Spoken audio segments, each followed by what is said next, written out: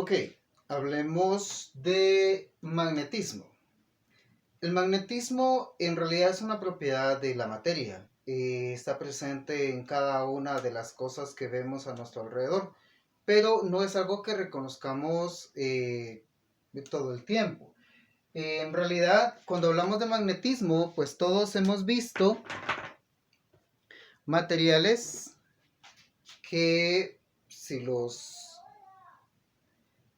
tratamos de unir, no se unen, ¿sí? Ahí sentimos una fuerza de repulsión que hay entre cada uno de ellos. Entonces ellos se resisten a unirse, ¿sí? Pero entre ellos en realidad no vemos absolutamente nada, solo sentimos, o sea, yo la siento, ustedes seguramente han hecho el experimento, sienten la fuerza de repulsión que existe entre ambos objetos.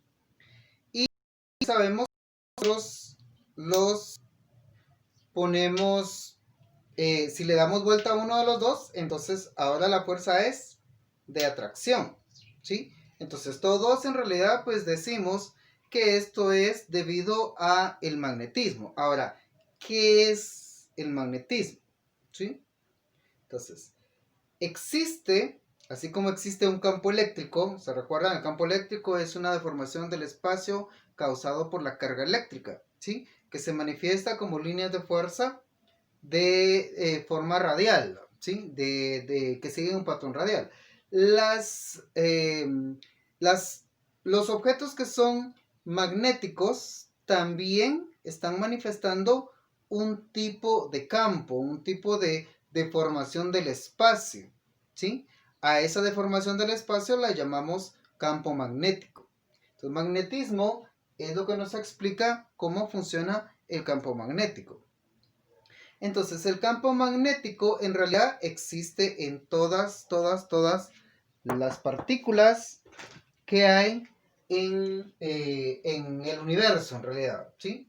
Ahora, cada partícula, si esto, cada partícula tiene un campo eléctrico, tiene un campo eléctrico que sale de uno de los extremos, da la vuelta y regresa por el otro extremo, ¿sí? Y de este lado también, y de esta forma, ¿sí? Y acá más líneas de fuerza que salen de un lado y entran por el otro. Entonces, en realidad, todas las moléculas tienen campo eléctrico. Ahora, ¿por qué no todos los objetos manifiestan características, campo magnético? ¿Por qué no todos los objetos manifiestan características magnéticas? Por ejemplo, si yo tengo acá mis lentes y el martillo, no manifiesta propiedades magnéticas, ¿sí? No como los dos imanes. Entonces, lo que pasa con los materiales que son magnéticos, digamos, y los que consideramos que no son magnéticos, es porque las partículas, ¿sí? En un caso, están desordenadas. Es decir, que si nosotros tenemos un objeto que tiene sus moléculas magnéticas, las vamos a dibujar de esta forma, y están cada molécula y su campo eléctrico está ordenado, entonces lo que va a suceder es que cada pequeña cantidad de campo magnético en cada una de las moléculas se va a sumar a todas las adyacentes. Entonces, es una propiedad del campo magnético. El campo magnético se puede sumar, igual que el campo eléctrico. Entonces, el campo eléctrico o los campos eléctricos de todas las moléculas se van a sumar y entonces se va a manifestar como una gran cantidad de líneas que van a estar, lo vamos a poner con negro, una cantidad de líneas que van a estar conectándose, ¿sí?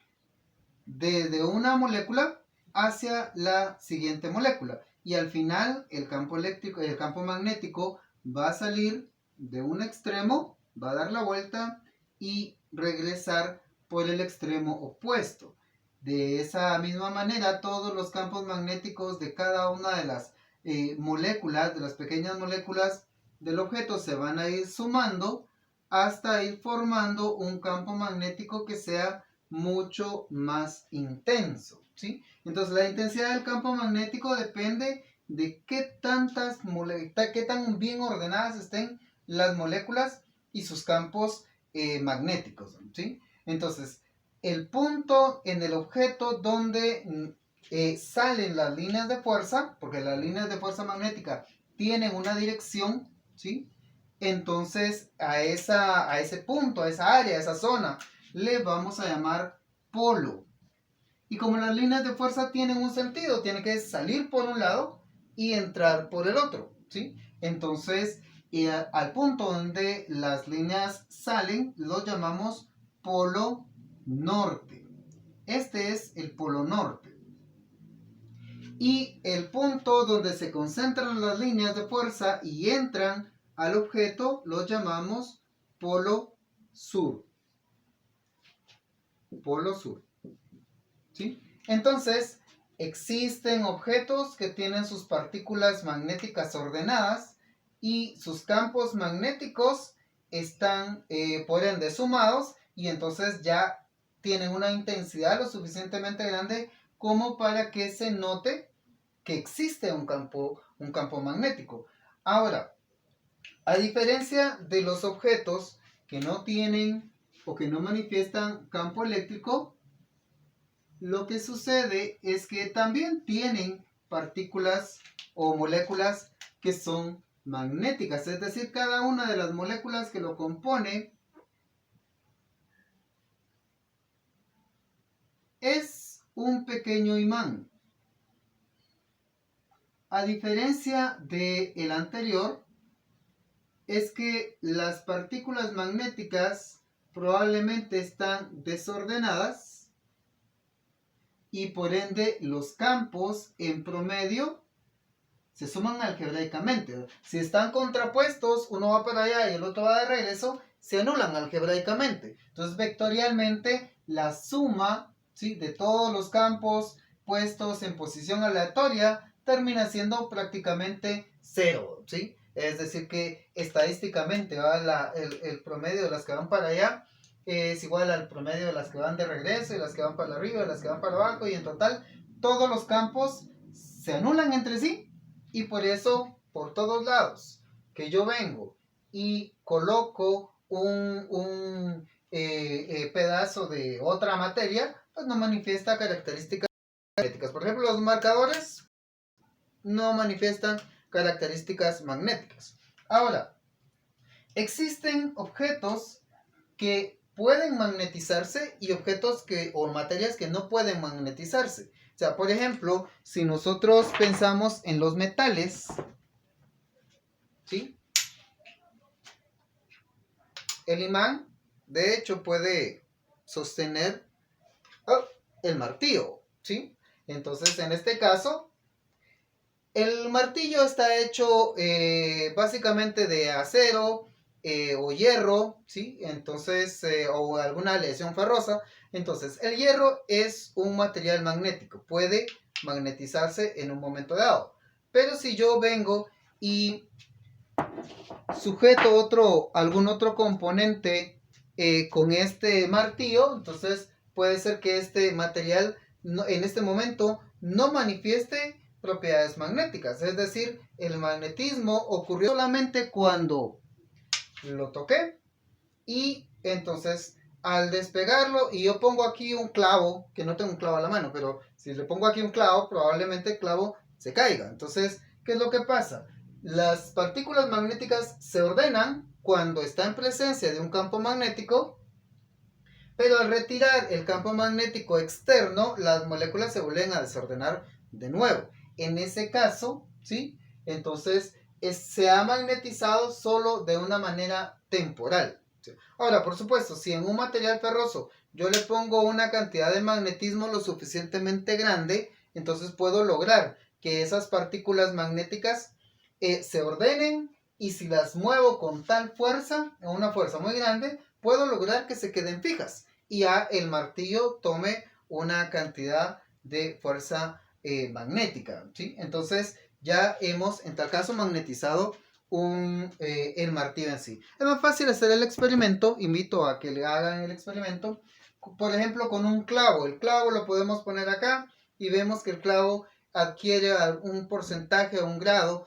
de características magnéticas, ¿sí? Ahora existen materiales también que podemos llamar diamagnéticos, que en realidad no se pueden magnetizar, es más, rechazan las líneas magnéticas. Uno de ellos es, por ejemplo, el aluminio, ¿sí? Esto es un disipador de aluminio, y otro podría ser el cobre. Ambos son materiales diamagnéticos, entonces si nosotros colocamos el imán acá, no puedo atraer el cobre con el imán, ¿sí? No se puede, no lo puede levantar, a pesar de que se levantaba el martillo, no lo puedo levantar porque el cobre es diamagnético y el aluminio también es diamagnético, ¿sí? Entonces hay materiales que se pueden afectar más fácilmente con los campos magnéticos. Ahora, hay materiales que definitivamente no se pueden afectar, como por ejemplo plásticos, madera. O sea, no es que no puedan magnetizarse, es que necesita una fuerza demasiado intensa para magnetizarlo. Existe un experimento donde se magnetiza a una rana y se le hace flotar dentro de un campo magnético extremadamente fuerte. Y eso quiere decir que hasta los seres vivos pueden adquirir propiedades magnéticas, ¿sí? Si nosotros ordenamos sus partículas y alineamos cada uno de los campos de fuerza de sus moléculas, de sus partículas, de tal manera que experimenten o manifiesten en un momento dado una cantidad de campo magnético, ¿sí? ¿Estamos de acuerdo? Entonces, esto es campo magnético.